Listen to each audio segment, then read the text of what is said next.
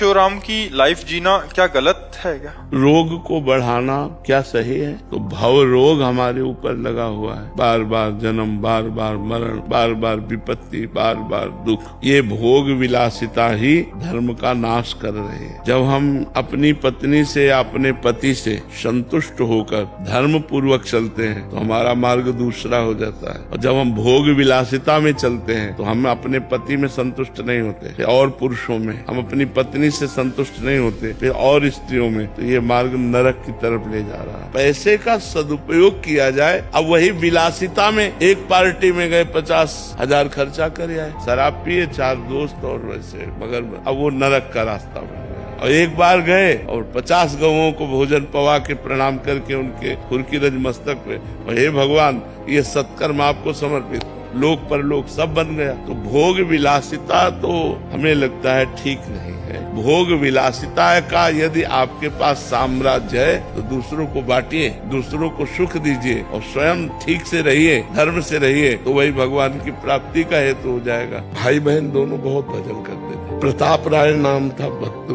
भाई का, और उन्होंने कभी भगवान से कोई कामना नहीं की थी। और बहन जो थी उनका ब्याह हो गया, बहुत भजन करने।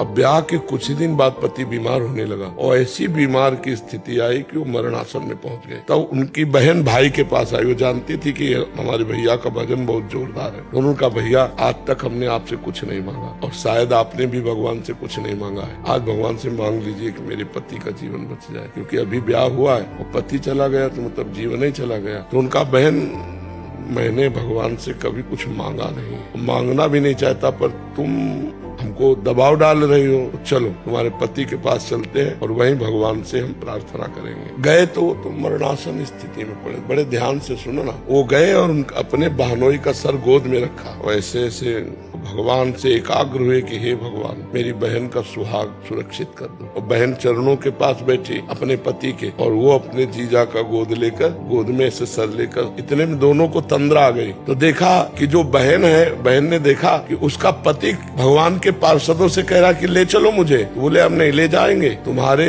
जो साले हैं वो बड़े भजनानंदी हैं और वो भगवान से प्रार्थना कर रहे हैं, भगवान कैंसिल कर देंगे, हम नहीं ले जाएंगे। तो वो रो के कह रहे हैं नहीं, जन्म जन्मांतरों से भटकता रहा, आज पत्नी भजनानंदी मिली है, उसके प्रभाव से मुझे भगवान के पास जाने को नहीं, रोको मत, उनको मना कर दो, रोके मत, मेरा जन्म जन्मांतरों से बिछड़े हुए भगवान से मिलने जा रहे हैं। ये दोनों लोगों ने स्वप्न देखा। बहन का नाम मालती था। तो प्रताप राय जी ने कहा मालती अभी तुमने कुछ देखा? बोले भैया हमने देखा कि हमारे पति भगवत पार्षदों से कह रहे हैं कि ऐसा मेरे वो नहीं कर सकते, क्योंकि भगत है मेरा, मंगल नहीं कर सकते, मंगल भवन भगवान से मिलने का समय आया है और भगवान के पार्षद आके वापस चले जाएंगे, ये ठीक नहीं। बोले यही हमने देखा, अब बोलो क्या करें? बोले रहने दो भैया, अगर पति भगवान के पास जा रहे हैं अब मैं नहीं रोकूंगी। जैसे बहुत से लोग माला ले लिए और टीवी चलाए, लाभ नहीं है,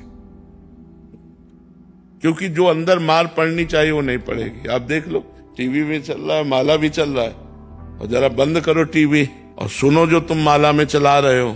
अब देखो मार पड़ती है कि नहीं पड़ती अंदर। अभी भी चिंता पैदा, जलन पैदा होने लगेगी, मन भागेगा।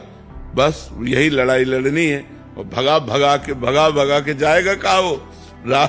नाम में लगाते रहो और मन स्थिर हो गया, बस बात बन गई। वही भगवदाकार मन सावई मना कृष्ण पदारविंदयो, मोक्ष का स्वरूप हो गया।